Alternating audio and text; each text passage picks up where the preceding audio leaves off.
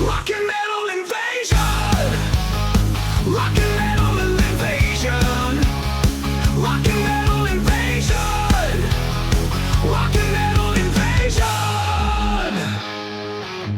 Hi, welcome to Rock and Metal Invasion. My name is Steve. Coming up on the show today, I'm going to be talking about a term people use in the vinyl community called the Grail. Sometimes people will say, I just found a Grail.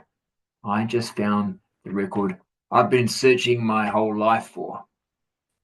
Maybe not exactly that, but it's a record that's important to them, one they really wanted, and one that at last they've been able to find. So I notice people use that term a fair bit, but I guess what I wanted to talk about today, or what I was wondering, is are they using it correctly?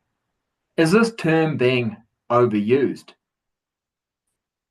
In a lot of ways, I kind of think it's a little subjective, whether something is a grail or not. A grail to one person could be a worthless record to another. But then again, is it really worthless? Surely if it's worth something to someone, then it's not worthless. And I guess that's my point. When you use the word grail, you have to, I think, know that this is a record that's maybe not easy to find, and that if you do find it, it could be quite expensive to buy.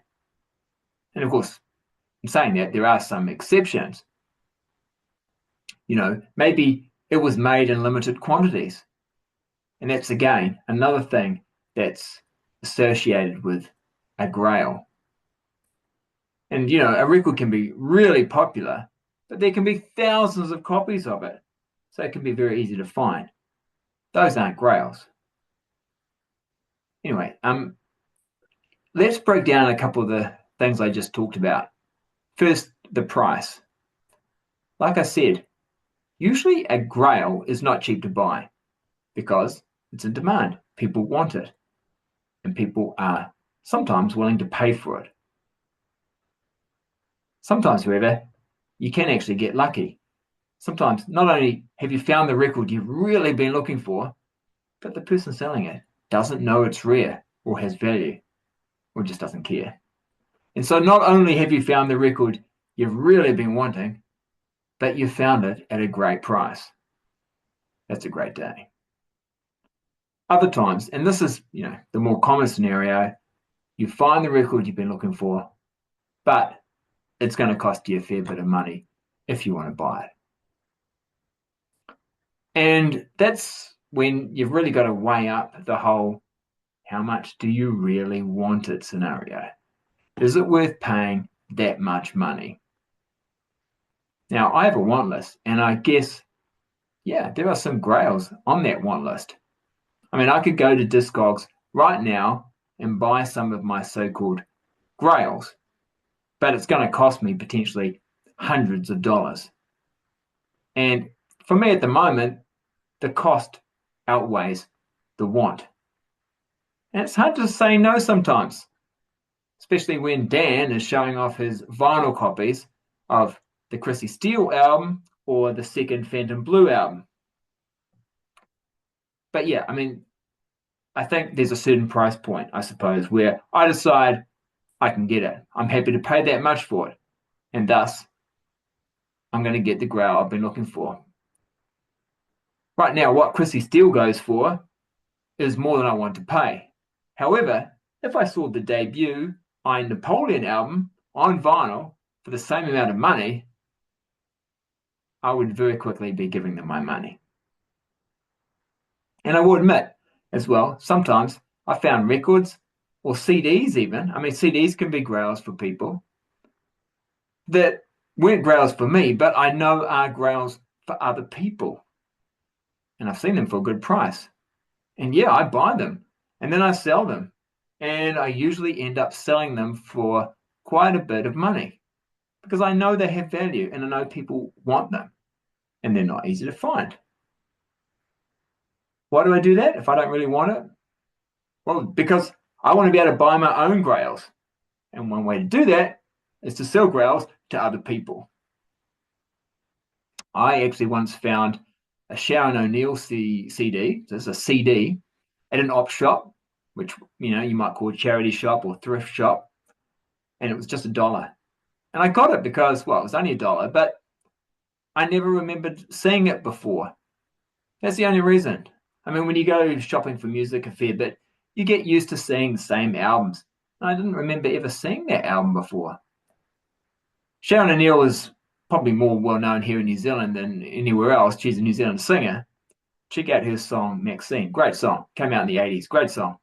Anyway, this CD didn't have that song on it, but it was the album called Edge of Winter. And when I got home, I looked it up, and then I realized, oh, this is actually quite a rare album. Sharon O'Neill has even said she no longer even has her own copy of it. Anyway, I ended up selling it on an auction site for over $230. So, for the person who bought it, maybe it was a Grail. Who knows? Maybe it was also a great investment. I mean, in years to come, it could be worth double that. You just never really know, I suppose. Second thing is limited quantities. So limited quantities of records or CDs can make an album a Grail. I mean, it can sometimes not be a hugely popular album when it first comes out because it was put out and, so then it's limited quantities. But maybe over time, its reputation grows and it becomes something collectors want. Maybe it gets critically acclaimed over time. And I can think of a number of albums that came out when they initially came out, they weren't popular. You could find them in the dollar bins. And now that they are out of print, you just can't find them. Thus, they've become Grails to some people. And thus, they are not easy to get. Then again, you could do what Wu-Tang Clan did. First time I've ever said Wu-Tang Clan on my channel. They recorded an album over a 6-year period and then created only a single CD copy of it, destroyed the master tapes, and then ended up selling that CD for $2 million. Currently, last year, the Museum of Old and New Art Mona was actually selling tickets for people to go and listen to the album. Another thing to think about with Grails is what type of pressing it is. Original pressing, the OG pressing, is often one that people like the most. It's the one usually the most in demand. Not always, but sometimes. In other words, with that sort of situation, you can get a version of the album, but to get a first press or an original press, it's a lot harder. And for some people, they think, the OG is a better quality, better copy of the album to have. So that can make it a Grail for some people as well.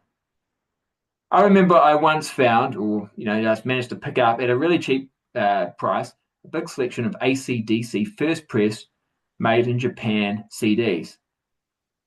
I put them on eBay, and some of them went for hundreds of dollars each. I'm assuming the person who bought them considered them a Grail. And for me, I had no idea at the time that they were that valuable. I try not to use the word Grail too much. In fact, I don't think I've really used it on my channel much at all.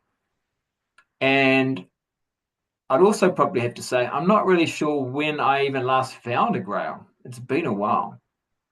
Because, I actually found or managed to pick up a number of records, which I would definitely now consider Grails if I didn't have them. But I picked them up over 10 years ago when, it was a lot easier to get vinyl records than it is now. Especially those vinyl records that came out in the late 80s, early 90s, 1991, 1992 pressings. Those are often Grails for people because there's limited numbers of them. Maybe those albums only got pressed in Europe, so there's only European pressings of them. So because of that, they're hard to find. But they're also albums that maybe have grown in popularity over time. And if you want to get it on vinyl, and it's the only press you can get, then it's not going to be easy to find. Of course, looking for Grails is actually, kind of part of the fun, isn't it? And these days, you can do it online. Or if you're really lucky, you can find a Grail out in the wild. Now, out in the wild means, finding a record at a shop. And that's how people, of course, used to find their records and CDs. That's less common these days because now we can just look things up on the internet. The availability of the internet has opened up the possibility for me to get, all the records and albums that I really wanted without traveling from record store to record store in the, let's be honest, almost impossible hope that I will come across an OG copy of, for example, the McQueen Street LP or debut Bangalore Choir LP.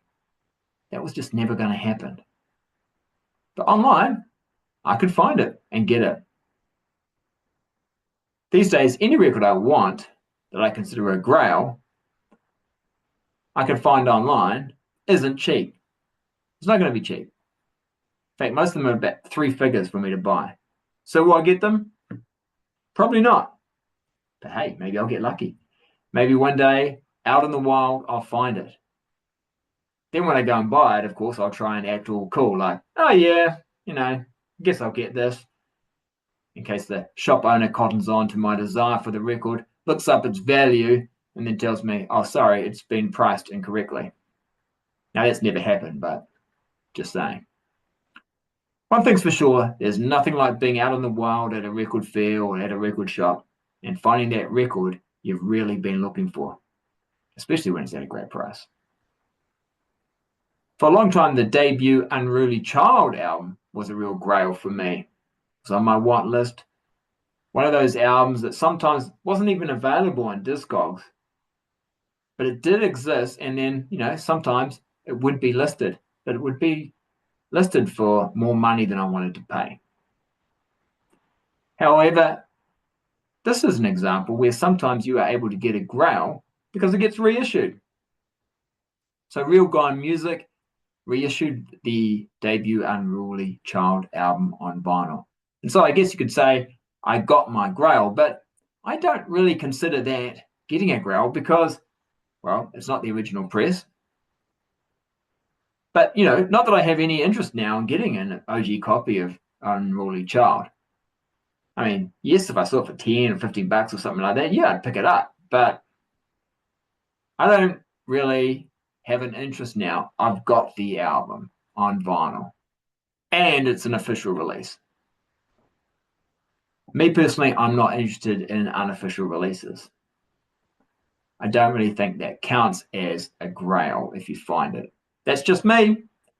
When you get an unofficial press of a record you want, for me, that's not finding a grail. And again, even when it gets reissued officially, it's not really finding a grail because it's not what you've been searching for, and it's no longer hard to find. Anyway, this has been my summary, I guess my interpretation of the word grail. Like I said, it's very subjective. And I'm not hassling anyone for using it in any wrong way. It's just my interpretation of the word. So, if you're out there looking for records and you spot someone flipping through the crates with surgical focus, they might be chasing their grail. Good luck out there finding your grail because you're probably going to need it. If you've got a great grail story, I'd love to hear it. Drop it in the comments. If you like this type of content, make sure you hit the thumbs up, hit the subscribe button, and I'll catch you later. See ya.